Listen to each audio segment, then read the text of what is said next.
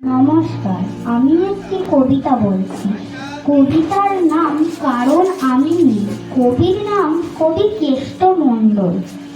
যেদিন আমি প্রথম আলো জেলে ধরাতে এলাম, এসেই জানলাম না, আলো নয়, অন্ধকার নিয়েই জন্মেছি। কারণ আমি নেই। আমি নেই বলে মা তো ভয়ে শিখিয়েছিল বিছানার এক পাশে।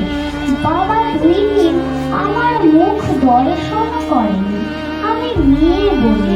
দাদু মিষ্টিগুলো ভুট্টোর বলে ফেলে দিল পুকুরে। আমি মেয়ে বলে ঠাম্মি মুখ দেখিয়ে পাড়ায় পাড়ায় বলে বেড়ালো, কি আবার হবে, খরচের জোগাড় বলেছে আবার। সবিতা ঘরে টিম টিম করে জ্বলা আলুন। শুধু মা আমাকে প্রাণ ভরে দেখে বলতো, কেন এলি তুই শুধু আমার যন্ত্রণা বাড়াতে? জানিস না, এরা ছেলে চাই ছেলে, বংশের প্রদীপ, আত্মমর্যাদার প্রতীক। দেখছিস না ঘরে কেমন কালো বৈশাখীর মতো গুরু গম্ভীর মেঘ, কেমন অসহায় নিস্তব্ধতা। তোকে বড় হয়তো হতে দেবে, কিন্তু মানুষ হতে দেবে না। নারী তো সন্তান জন্মদানের যন্ত্র। সেই যন্ত্র হতেই পারে জন্ম নিল আমার অনুজ ভাই সুভাষ। ঘরে যেন আলো এলো সেদিন, সারা ঘর সাজানো নানা রঙের আলো।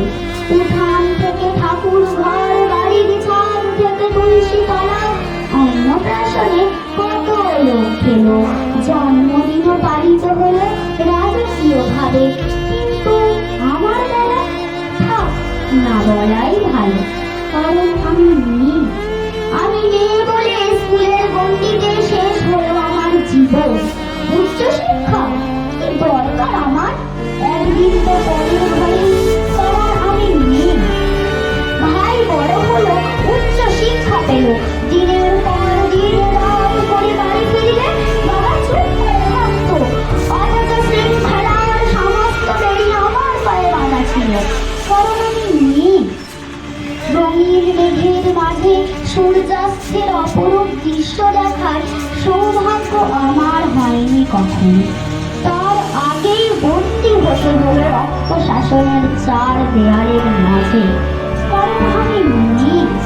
আমি নেই বলে স্বামীর পরকীয়া মুখ মুখে মেনে নিতে হয়। পুরুষেরা নাকি অমন হয়, তাকে বেঁধে রাখার সব দায়িত্ব আমার। ঠাম্মি তাই বলেছিলেন। মা কালে চলে গেল পুরুষ শাসনের বেড়ারি নিয়ে, যেখানে আচার নেই, অত্যাচার নেই, ব্যভিচার নেই, লিঙ্গ ভেদের অপমান নেই বলে। নিয়তির নিষ্ঠুর পরিহাসে ভাইয়ের থেকে বিতাড়িত বাবা একদিন মা বলে আশ্রয় নিল আমার আঁচলের তলে। হ্যাঁ, আমি চোখের জলে মাতৃ স্নেহে খেরুকে জড়িয়ে ধরি তাকে। অথচ সেই প্রাগৈতিহাসিক যুগ থেকে যুগান্তের কঠিন পথ হেঁটে আমি জেনে এসেছি আমার গর্ভ থেকে জন্ম নিয়েছে লিঙ্কন, আমার গর্ভ থেকে জন্ম নিয়েছে বিদ্যাসাগর, আমার গর্ভ থেকে জন্ম নিয়েছে সুভাষচন্দ্র, আইনস্টাইন, রামমোহনেরা। অথচ বারবার আমাকেই পুড়ে মরে সতী হতে হয়েছে সতীদাহে, কারণ আমি নেই। সতী করার বাসনাটা আজ হয়তো নেই, কিন্তু দহনটা আজও আছে, অন্যভাবে অন্য রূপে। কিন্তু একদিন নারীর ঠোঁট লেগে উঠবে রক্ত নিয়ে। কলঙ্কের ঘোমটা ছিল উন্মুক্ত আকাশ তলে, জলে আর উন্মুক্ত আকাশে। অসামান্য পদভারে কেঁপে উঠবে ধরিত্রী। সমস্ত শৃঙ্খলার লিঙ্গভেদ ভেঙে চুরমার করে দিয়ে তোমায় দেখাবো পুরুষ।